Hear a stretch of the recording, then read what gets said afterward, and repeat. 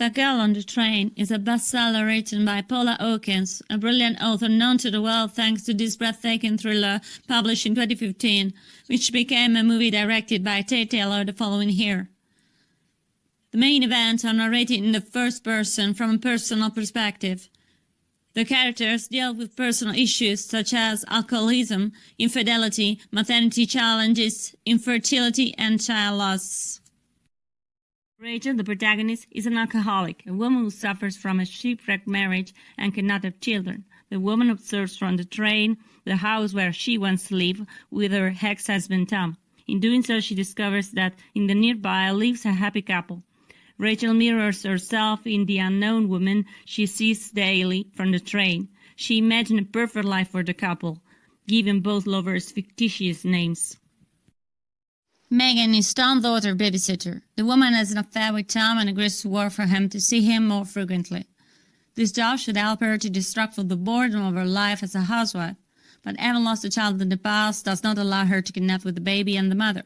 Her big secret of losing a child amplifies her sense of solitude, which stifles any stable relationship even with her husband, who wants a baby and cannot understand why Megan does not.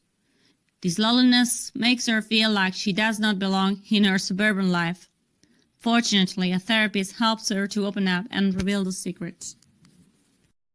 Hannah is a happy mother and wife, notwithstanding her dependence on Tom and her lousy relationship with Rachel. Hannah compares herself with Rachel since Hannah once was Tom's lover. Unfortunately, Tom cannot be loyal to anyone. Still, until proven otherwise, Hannah blindly believes her husband. However, when she discovers the truth, she is no more willing to act as if nothing has happened. This novel is a story of two men who have a complicated relationship with love. Tom plays the part of the perfect father, husband, and lovers who fall victims to Rachel's obsession. As the plot develops, the women reveal themselves as the real victim of Tom's lies. Notwithstanding the impression of being in control of his life, the story shows his faults and fragilities. Scott, Megan's boyfriend, has possessive-aggressive behavior. Not being brave enough to dig into her lover's past, he does not discover Megan's big secret until it's too late. After her disappearance, he develops a strange relationship with Rachel, who can relate to his experience and feelings. There are some differences between the film and the book. The book generally achieves a deeper analysis of the characters, while the movie levers more on the suspense. The movie begins with a train passing rather than describing a female buried beneath a silver birch tree toward the old train tracks. Then in the novel, the reader's attention moves to a mysterious character lying on the ground, woozy and surrounded by gypsies, hearing someone approaching. In the beginning, the book describes a pile of light blue clothing that serves as a clue of what will happen in the story, while the movie only shows this element later. In the book is Rachel's mother, who described the daughter as someone with a vivid imagination, and not her ex-husband, as in the movie. Both the book and the film tells Rachel's story, routine and feelings. While she travels on the train drinking and crossing, people look at her with disgust and disbelief. Both the book and the film depict Rachel's character, her struggle to survive, to keep going, her suffering, and see her ex-husband happy with someone else, her work to find meaning, her drinking herself to death to suffocate the pain for not being a mother. The movie shows from the first scenes a character that, in the book, will be presented only in the last chapters of the story, the man with red hair. In the book, the man is a kind, young, friendly animal party who likes to spend the night out in pubs with friends. The man is kind to her and tries to help her to remember what happened the night Megan disappeared.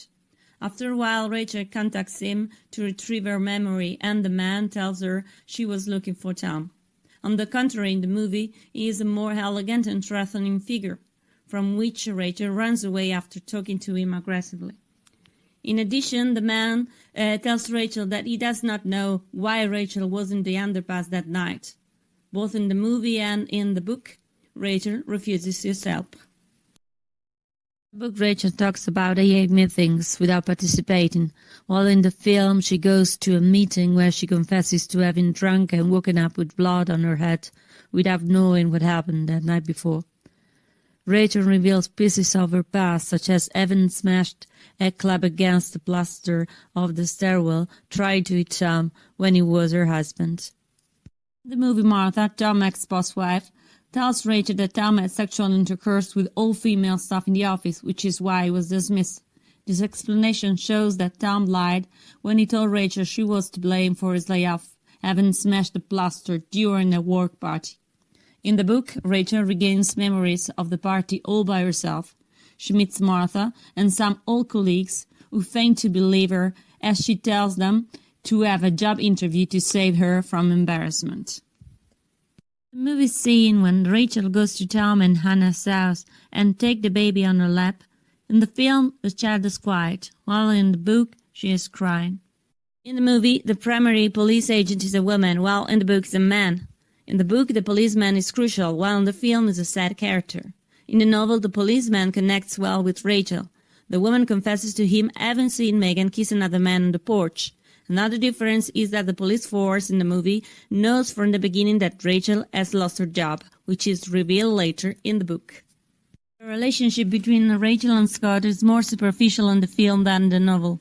In the bestseller, Scott gets angry and locks Rachel up in a room because he thinks she's acting behind his back. Rachel and Scott have strong feelings for each other. They make love but feel angry soon afterwards. In the book's page, Scott thinks to be the father of Megan's baby, while in the movie, he knows that he is Tom's baby. In the movie, the psychotherapist has Latin origins, while in the book is Serbian, even if mistaken for Asian.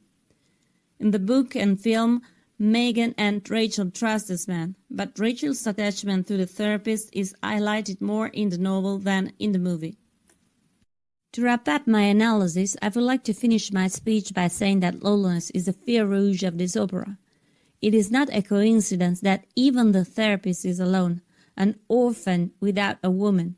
In addition, all the relationships end with a breakup or worse, a homicide.